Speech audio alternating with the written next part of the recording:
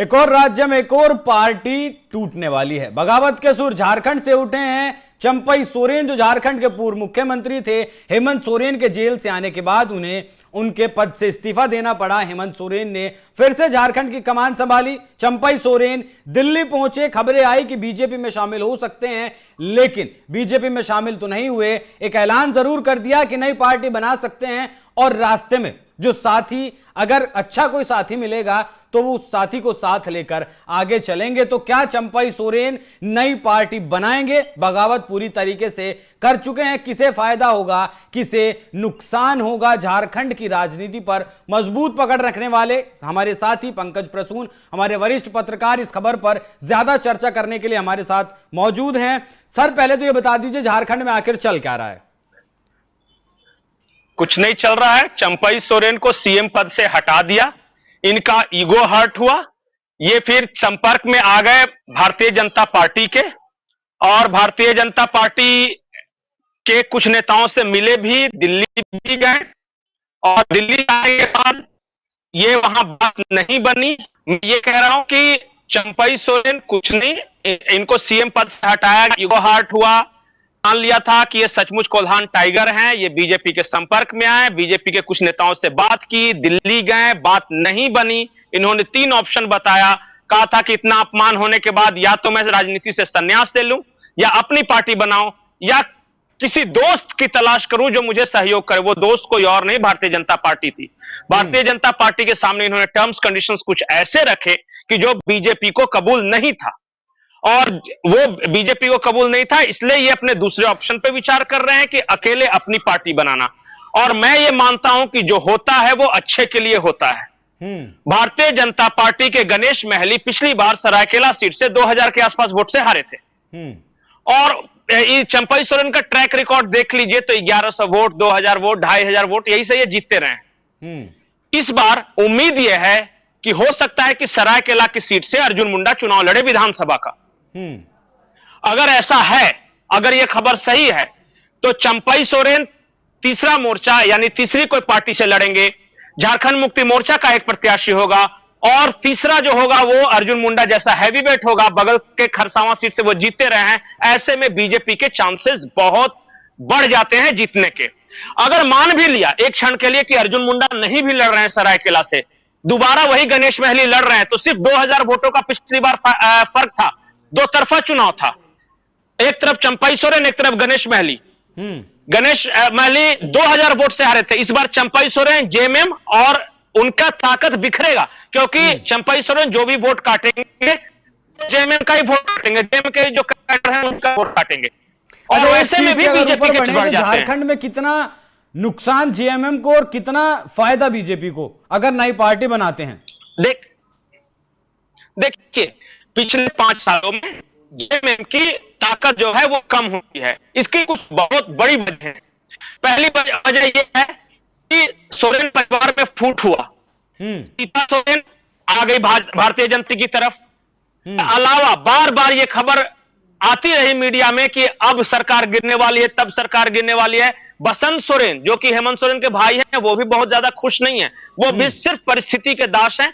परिस्थितियां चूंकि अनुकूल नहीं, इसलिए वो चुपचाप हैं। कई बार ये खबरें आई है कि बसंत सोरेन भी नाराज है। इसके अलावा खबरें यह आई कि जो पुराने लोग हैं जो कि शिबू सोरेन के साथ काम करते थे, वो सारे के सारे नाराज। चंपई सोरेन नाराज, लॉबिन हेम्ब्रम नाराज, उसके अलावा जितने साइमन मरांडी, स्टीफन मरांडी, जो भी गुरुजी के साथ लोग थे, हेमंत सोरेन, उनका आरोप यह है कि हेमंत सोरेन इज्जत नहीं देते, मिलते नहीं। हेमंत सोरेन का एक नया ग्रुप तैयार हुआ है। वो मिथिलेश ठाकुर का ग्रुप है, विनोद पांडे का ग्रुप है, यंगस्टर्स का ग्रुप है। तो इन लोगों की भी नाराजगी है। तो पिछली बार एकजुट होकर लड़े थे, इस बार बुजुर्ग नेता नाराज, सोरेन परिवार में घमासान, सीता सोरेन अलग, बसंत सोरेन नाराज। इन सब के कारण कुछ तो ताकत कम हुई है, और एंटी इनकम्बेंसी तो होता ही है छोटे से राज्य में। जब भी जहां झारखंड ऐसा राज्य है जहां कम से कम 10-12 सीटों का फैसला 1000 वोट, 1200 वोट, 500 वोट ऐसे होता है। जरा भी 200-500 लोग इधर उधर पलट गए तो परिणाम में बहुत ज्यादा फर्क दिखता है।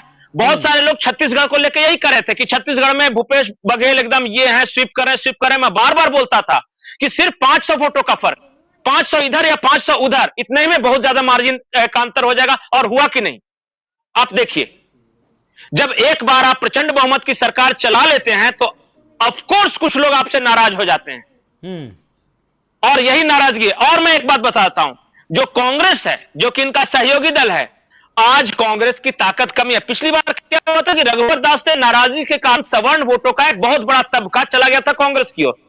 इस बार वो वापस भारतीय जनता पार्टी की ओर आ गया है। पिछली बार आदिवासी बहुत रघुवर दास मुक्त होने के कारण सारे झारखंड मुक्ति मोर्चा थे। और देखिए, जब सारे, मैं ये कह रहा हूं कि पिछले बार के चुनाव में आदिवासी और गैर आदिवासी डिवीजन था। रघुवर दास के कारण आदिवासी वोटर बिल्कुल बीजेपी को वोट नहीं देकर सीधे जेएमएम की तरफ चले गए थे या कांग्रेस की तरफ। इस बार बाबूलाल मरांडी नाम का एक आदिवासी चेहरा है बीजेपी के पास, तो उतना शार्प डिवीजन नहीं है। सरकार और बाबूलाल मरांडी वो नेता है में इन परिस्थितियों के बाद, आज की तारीख में जो परिस्थितियां बन रही है, मैं 60-40 कहूंगा। बहुत सारे मीडिया कर्मी ये कहेंगे कि हेमंत सोरेन का वोट बढ़ा है, सहानुभूति है उनकी तरफ, लेकिन क्या कोई नया सामाजिक सेटअप उनकी तरफ मूव किया है? क्या जो प्रवासी हैं, जो बाहरी भीतरी का इन्होंने कहा कि बाहरी भगाओ, उसका असर दिखेगा? इन्होंने कहा कि भोजपुरी, मैथिली, मगही, अवजिका, जो भी ये सब भाषा को भगाओ, उसका असर दिखेगा। इन्होंने कहा है कि रांची, बोकारो, धनबाद, जमशेदपुर जैसे शहरों में डेमोग्राफिक चेंज प्रवासियों की वजह से या बिहारियों की वजह से हुआ है, उसका एक असर दिखेगा। एक बात तो सही है, इन्होंने भी खटाखट योजना शुरू किया है, मैया योजना यहां उसका नाम है, कि हर महिला को हम 1000 हर महीने देंगे। लेकिन वो खटाखट योजना कितना वोट में कन्वर्ट होगा? देखिए, जो सदूर जंगल में रह रहे हैं आदिवासी हैं, वो तो देंगे, मिशन देगा, मिशन मतलब मिशनरीज जो है वो देगा, और मुसलमान देगा। इसके अलावा भी 70% वोट बचता है। ये सारे मिला के 30% के आसपास होते हैं, वो 70% किधर देगा, इस पे सारा रिजल्ट डिपेंड करेगा। और उसे ही जो है बीजेपी अपने पाले में करने की कोशिश जरूर करेगी। बिल्कुल, बीजेपी के पास वोट हैं, ओबीसी वोट हैं, प्रवासी वोट हैं, जो भी मूलवासी वोट हैं, वहां के उनको सदान बोलते हैं, ये तबका ज्यादा है। तो अभी भी मैं बोल रहा हूं, इसलिए मैंने बोला कि किस तरफ वोट ले सकता है। सिर्फ एक बात मुझे कहना, भारतीय जनता पार्टी को अपने पे भरोसा है कि नहीं? बहुत भाजपा किसी को मुख्यमंत्री बना है, कोई किसी को फुटेज नहीं सुना। आवाज नहीं आ रही है पंकज जी आपकी, मुख्यमंत्री बना है अलग, आवाज नहीं आ रही है। मैं एक सेकंड ये कह रहा था कि भारतीय जनता पार्टी की सबसे कमजोर कड़ी यह है आपस की गुटबाजी। यहां हर मुख्यमंत्री बनना है, अर्जुन मुंडा को अलग मुख्यमंत्री बनना है, बाबूलाल को अलग मुख्यमंत्री बनना है। रघुवर दास के समर्थक कहते हैं कि वो राज्यपाल तो हैं उड़ीसा के, लेकिन कभी भी उड़ीसा के राज्यपाल से हटाकर यहां उनको मुख्यमंत्री बना दिया जा सकता है।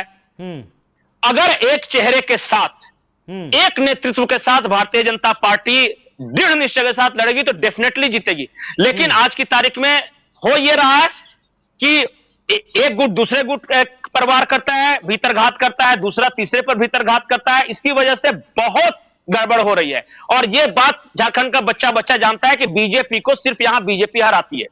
भीतरघात का जो है हमने बंगाल में 2024 के लोकसभा चुनाव में देखा क्या हुआ, उत्तर प्रदेश में बिल्कुल सामने आए, तो दो बड़े महाराष्ट्र में क्या कुछ नतीजे निकल कर आए। अगर उससे अपनी गलतियों से बीजेपी सीखती है तो हो सकता है झारखंड में बीजेपी सरकार बना सकती है, अगर 4 मोर्चों पर लड़ाई लड़ी जाए। कांग्रेस और जेएमएम तो साथ लड़ेंगी, उम्मीद है हो सकता है ऐसा। एक मोर्चे पर चंपई सोरेन लड़े और एक मोर्चे पर बीजेपी लड़े, तो त्रिकोणीय अगर मुकाबला होता है तो बीजेपी के लिए आपदा में अवसर साबित हो सकता है, झारखंड में सरकार बना सकती है। अब देखना होगा कि बीजेपी क्या कुछ रणनीति बनाकर चलती है या फिर जेएमएम वापस से चंपई सोरेन को पार्टी में लाने में कामयाब होती है। तो समीकरण जो भी बनेंगे बदलेंगे, एनएमएफ न्यूज सबसे पहले आप तक पहुंचाता रहेगा। पंकज जी, इस खबर पर चर्चा करने के लिए आपका बहुत बहुत धन्यवाद। दर्शकों, चर्चा कैसी लगी आपको कमेंट कर जरूर बताइएगा। नमस्कार। नहीं तो संगठन, नहीं तो दोस्त, संन्यास नहीं लेंगे राजनीति से। पिंटू हम हटा लें क्या, बता दें हम हटा लें क्या, हम छोड़ दें? जो हम अध्याय शुरू किया है, हर दिन ये हमारा चिपकार बदलते रहेगा। संगठन को मजबूत करेंगे, नया संगठन। और रास्ता में कोई अच्छा दोस्त अगर मिला, दोस्ती करके आगे मोबाइल मधु समाज का, इस राज्य का सेवा करूंगा। नई पार्टी बनाते तो समय बहुत कम है बोल रहे हैं। इससे आपका क्या परेशान है? आपका क्या परेशान है? विधानसभा चुनाव नहीं, आपका क्या परेशान है? वही बोल रहे हैं। नहीं, आपका क्या परेशान है? खाली कुछ नहीं है, बस ये जब हमारा एक दिन का आने में यहाँ पर 30-40 हजार कर्ज करता आ गया, हाँ वही। तो आपको क्या परेशान है आप लोग का? जब हम एक दिन में आ गया, कल से हजार रोड में कर्ज करता, आज भी 30-40 हजार कर्ज करता, तो नया बनाने में हमको क्या तकलीफ? इसीलिए हम नया भी बन सकते हैं। अच्छा दोस्त होगा तो दोस्त के साथ आगे भी कर सकते हैं। दादा कब तक ये सब साफ हो जाएगा? नया बनेगा या फिर नए दोस्त के साथ जाएंगे? 4 दिन से दिल्ली में थे, कंटिन्यू, लेकिन चर्चा का विषय बना हुआ था कि दादा कैसा है, पार्टी छोड़ रहे हैं तो पार्टी से मेरा छोड़ प्रेम रहे कट रहा हैं। है। क्या था पूरा सब लोग आपको बताया कि बेटी के पास गए, उसके बाद बाकी सबको समझा दिया। यार आपको 4 दिन का अभी तक पता नहीं, आपको तो पता नहीं, आपको अलग से क्यों देंगे? इसलिए कहा 4 दिन है, हमारा बेटी है, हमारा पोता है, वो लोग सरकार में बने रहेंगे दादा, अभी फिलहाल आप मंत्री बने रहेंगे। अरे हमने बोल दिया था नया अध्याय शुरू कर रहे हैं हम, इस्तीफा देंगे। दादा नया अध्याय करेगा तो कहीं ना एक जगह न रहेंगे, 2 जगह रहेंगे क्या? मेरा प्रेम मेरे को नहीं दिख रहा ना, हमको दिख रहा है। दादा जन समर्थन को क्या कहेंगे? जन समर्थन ही तो हमारा हौसला बुलंद कर दिया कि आप आगे बढ़ो। दादा आप तो अब इस्तीफा देंगे क्या? मंत्री से कब दीजिएगा? अरे उसका लिए तो समय हम बताएंगे ना आपको, ठीक है चलिए। जिस समय बताएंगे उस समय आप बोले। भारत